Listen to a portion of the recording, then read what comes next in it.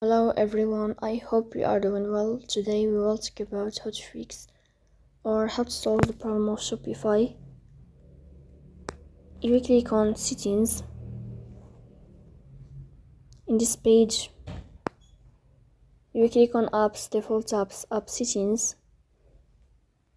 Here in this page, you will search about the application of Shopify and you will enter. In this window here of app info, you will click on first stop and you will click OK. Then you will enter to the window of storage. Here you will click on clear cache. In the end, you will turn off your phone and you will wait a moment to restart your phone again to fix that problem.